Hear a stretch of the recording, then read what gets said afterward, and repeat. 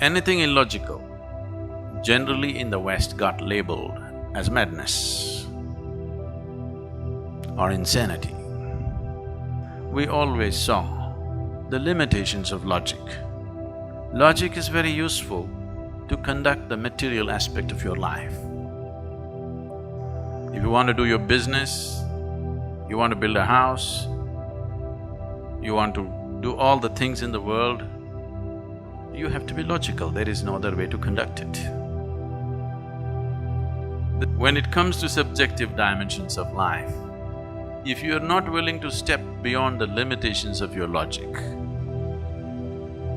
then nothing ever will happen.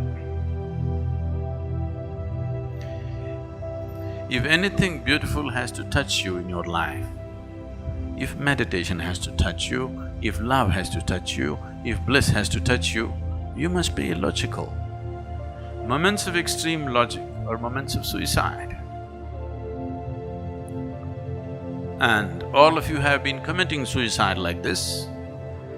So,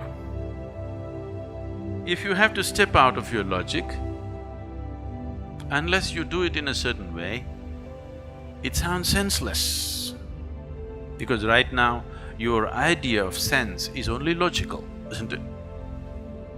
But please see, the most beautiful moments in your life have happened to you only when you kept your logic aside a little bit.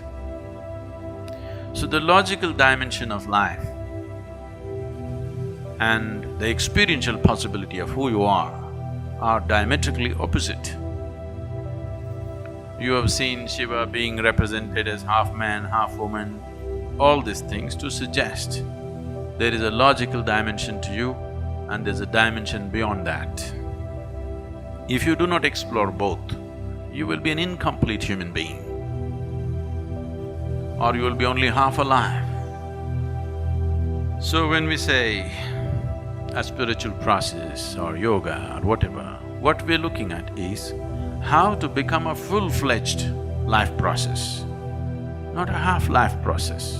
Just the body is alive, that's not good enough. Everything in you should be aflame. Only then you will see whether something is happening or nothing is happening, it's worth being here. If you sit here, it's worth being here. If you open your eyes, it's worth being here. If you close your eyes, it's worth being here. Otherwise, whatever is happening, it's not worth being here simply because only a part of you is alive, the other part is yet to come alive.